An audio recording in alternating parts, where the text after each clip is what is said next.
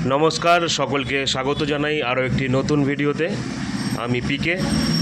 तो आज के जे भिडियोटी हबे सेटी सम्पूर्ण नतून भिडियो जेटी जीडीएस बा ग्रामीण डाक सेवा कर्मी इंडियन पोस्ट अफिसे नियोग चलছে। এই নিয়োগ প্রক্রিয়া শুরু হয়েছে 15 তারিখ থেকে অর্থাৎ 15 জুলাই থেকে এবং এই নিয়োগ প্রক্রিয়া চলবে, ফর্ম ফিল আপ চলবে 5/8/2024 অর্থাৎ আগস্টের 5 তারিখ পর্যন্ত এই জিডিএসের ফর্মটা ফিল আপ করা যাবে। তো আপনাদেরকে বলে রাখি, যারা যারা ভিডিওটা দেখছো অবশ্যই মনোযোগ সহকারে দেখবে এবং শেষ পর্যন্ত দেখবে। আজকের এই ভিডিওটা সম্পূর্ণই কিন্তু লাইভ করে দেখাবো, সম্পূর্ণ পদ্ধতি দেখাবো। তার আগে সকলকে অনুরোধ করব, যদি চ্যানেলে নতুন হন অবশ্যই চ্যানেলটা সাবস্ক্রাইব করবেন এবং পাশে থাকা বেল আইকনটি প্রেস করে রাখবেন, যাতে নতুন নতুন যাবতীয় ভিডিও, সমস্ত রকম আপডেটের ভিডিও দ্রুত আপনাদের কাছে পৌঁছে যায়। তো আরও একবার বলে রাখি, এই জিডিএস ফর্ম ফিল আপের শুরু হয়েছে 15/7/2024 এবং শেষ হবে 5/8/2024 অর্থাৎ আগস্টের 5 তারিখ। তো আমরা দেখে নেব ফর্ম ফিল আপটা কীভাবে হবে। চলুন ফর্ম ফিল আপ শুরু করা যাক।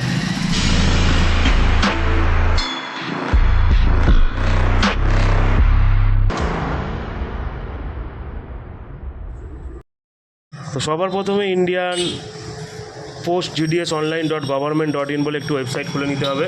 তো দেখতে পাচ্ছি ওয়েবসাইটটা খুলে নেওয়ার জন্য প্রথমে রেজিস্ট্রেশন বলে যে অপশানটা আছে, এই রেজিস্ট্রেশনে ক্লিক করতে হবে। তো এই রেজিস্ট্রেশনের লিঙ্ক আমি ডেসক্রিপশন বক্সে দিয়ে রাখবো। তো ফর্মটা ফিল আপ করার জন্য প্রথমেই বলে রাখি, মেল আইডি এবং মোবাইল নাম্বারটা কাছে রাখতে হবে এবং মাধ্যমিকের ডিটেলস অনুযায়ী নামটা কিন্তু এখানে ফিল আপ করতে হবে।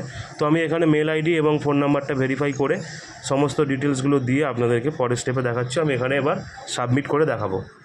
তো আরও একবার বলে রাখি, মাধ্যমিকের যে নাম আছে সার্টিফিকেট বা অ্যাডমিটে, সেই নামই কিন্তু এখানে দিতে হবে। তো তার আগে কিন্তু ফোন নাম্বার এবং ইমেল আইডিটা ভেরিফাই করে নিতে হবে। তো সেই কারণে মোবাইল নাম্বার এবং ইমেল আইডিটা কাছে রাখতে হবে ওটিপি ভেরিফাই করার জন্য। তো আমি এখানে সমস্ত ডিটেলসটা দিয়ে সাবমিট করে দেখাচ্ছি। তো আমি এখানে সাবমিট করে দেখাচ্ছি। প্রথমে আমার রেজিস্ট্রেশন, প্রথম স্টেপের রেজিস্ট্রেশনটা কিন্তু কমপ্লিট হয়ে গেছে দেখাচ্ছে। এবার আমি এখানে ওকে করে দেবো। ওকে করে দেওয়ার পরেই পরবর্তী পর্যায়ে কিন্তু একটু নিচু দিকে নামারা দেখতে পাবে, এখানে কিন্তু আধার নাম্বার এবং পার্সোনালি ডিসেবিলিটি আছে কিনা সেটা এবং ছবি এবং সিগনেচার আপলোড করতে বলেছে।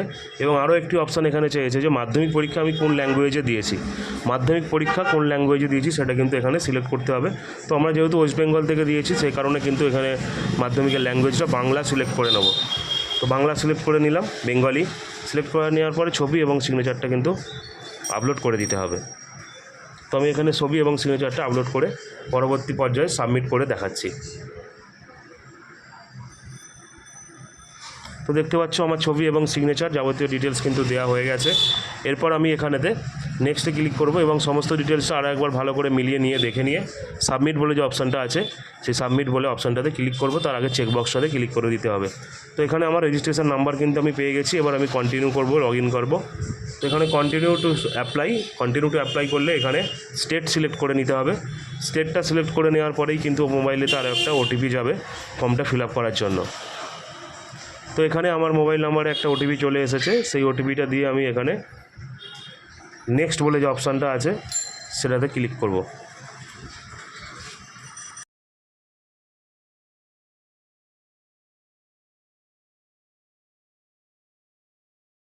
মোবাইলে আসা ওটিপি এবং ক্যাপচার কোডটা দিয়ে নেক্সট বলে যে অপশানটা আছে সেই নেক্সট অপশানটাতে ক্লিক করছি। ক্লিক করার সাথে সাথেই আমার কাছে আরও একটি পেজ ওপেন হয়ে গেল, যেখানে অ্যাড্রেসটা দিতে হবে।